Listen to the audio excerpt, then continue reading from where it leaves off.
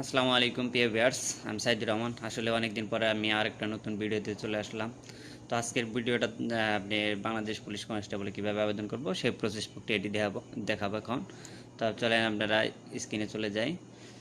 দেখেন এখানে আপনার পুলিশ রিকোয়ারমেন্ট কনস্টেবল টিআরসি এইটার দামটা ক্লিক দেবো। ক্লিক দেওয়ার পর এখানে বেসিক ইন্ট্রোডাকশন সাউটই আছে, আমি এখানে অ্যাপ্লাই নাওতে ক্লিক করব। তাহলে এখানে দেখেন পুলিশ ইনস্টলতে ক্লিক করার পর এখানে আমি আমার নাম ঠিকানাটা পুরোটা দিয়ে দেব। তো এখানে আমি নামটা লিখে নিচ্ছি এমডি। তো আমার নামটা লেখা শেষ, এখন ফাদার্স নেম লিখব। তো আমার ফাদার্স নেমও লেখা শেষ, এখন মাদার্স নেম দেব। মাদার্স নেম দেওয়ার পরে তারপরে আপনার জন্য তারিখগুলো দিতে হবে। তো আমি মাদার্স নেমটা লিখছি। তো মাদার্স নেম লেখা শেষ, এখন জন্ম তারিখ ডেট অফ বার্থটা বসিয়ে দিলাম।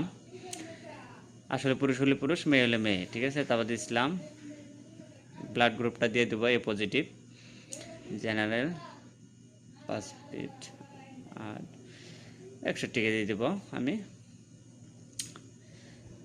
32। আর এটা সাইজ দিতে হবে 32-34। জন্ম নিবন্ধন যদি থাকে দিয়ে নেবেন, দুইটা যদি থাকেন দিলে সমস্যা নাই। তো আমি এনআইডি কার্ড দিয়ে দিচ্ছি আগে। ম্যারিড থাকলে অবশ্যই নাম লিখে দেবেন, আর সিঙ্গেল হলে নাম লেখার প্রয়োজন নাই। এখানে ঠিকানাটা আমি কেয়ার অফ মানে যে অভিভাবক যে আছে তার এটা দিয়ে দিছি, আর গ্রাম ঠিকানাটা আমি সম্পূর্ণই ঠিকানা অনুপাতে দিয়ে দিতে। তো এখানে সেমে যদি ক্লিক করি আমি, সেক্ষেত্রে আমার দুইটি একই হয়ে যাবে। তারপরে নিচে আপনার নম্বর, তো আমি ফোন নম্বরটা দিয়ে দিলাম। কনফার্ম মোবাইল নাম্বার, এটা আবার টাইপ করে দিতে হবে, হুবহু ওই নম্বরটাই দিতে হবে। দেওয়ার পরে স্ক্রল ডাউন করে আমি একটু নিচে চলে আসি, তারপর আমার ঠিকানাটা দিয়ে দিচ্ছি। তো এইভাবে আপনারা সম্পূর্ণই আপনার কাগজপাতি দেখে ফিল আপ করবেন।